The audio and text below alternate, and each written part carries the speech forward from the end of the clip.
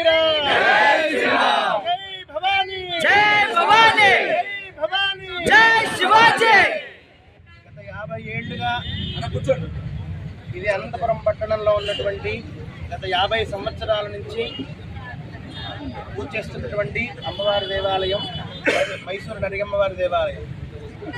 ఇక్కడ ఎంతో మంది హిందువులు వాళ్ళ యొక్క మనోభావాలకి ముడిపడినటువంటి దేవాలయం ఈ నరిగమ్మవారి దేవాలయం. ఎందుకంటే పశువులు పోయినా, ఏమైనా దొంగతనం జరిగినా, ఏమైనా పోయినా సరే ఇక్కడికి వచ్చి అమ్మవారిని వేడుకొని పోతే ఆ పశువులు మళ్ళీ దొరుకుతాయి. ఇటువంటి సదాచారం, నమ్మకంతో, విశ్వాసంతో ముడిపడినటువంటి దేవాలయం ఈ నరిగమ్మవారి దేవాలయం. ఇన్ని ఏళ్లుగా ఇక్కడ హిందువులు ఎంతో మంది పూజ చేస్తున్నారు. కానీ ఈ దేవాలయం వల్ల ఎవరికి ఏ విధమైనటువంటి ఇబ్బంది లేదు.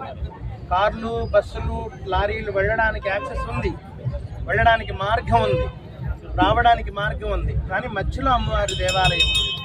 కానీ అయినప్పటికీ ఆ దేవాలయాన్ని పీకేయాలని కొంతమంది అధికారులు ఎన్నో కుళ్ళు కుతంత్రాలతోటి, కుట్రలతోటి ఈ అమ్మవారి దేవాలయాన్ని కదిలించాలని చాలా ప్రయత్నించారు.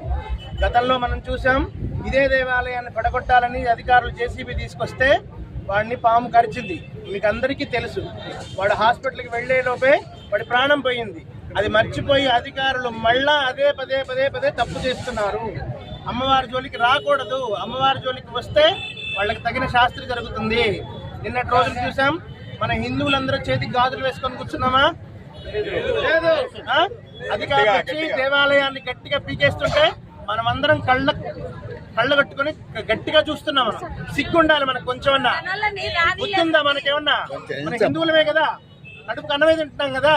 మనం ఇంతగా విశ్వాసంతో పూజ చేసేటువంటి దేవి అమ్మవారిని, నరిగమ్మ అమ్మవారిని తీస్తుంటే మనం అందరం కళ్ళు అప్పగించుకొని చూస్తున్నాం. ఒక్కడొక్కడు ముందుకు రాలేకపోయారే.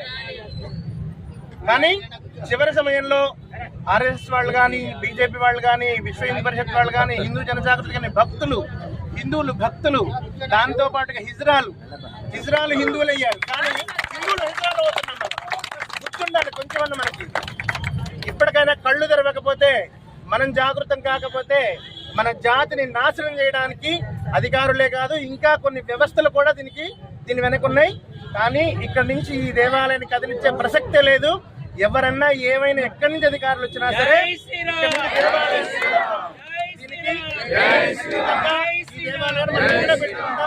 ఇది అందరూ హిందువుల మనోభావాలకి, విశ్వాసాలతో కూడుకున్నటువంటి దేవాలయం. మాకు ఎకరా కాదు 10 ఎకరాలు ఇచ్చినా మాకు అక్కర్లేదండి. మాకు అర్ధ సెంటు ఉన్నా చాలు మా అమ్మవారి గుడి. మాకు 10 ఎకరాలు ఇచ్చినా అంతే గుడి కడతాం, అర్ధ సెంటు ఉన్నా అదే గుడి కడతాం, సెంటు ఉన్నా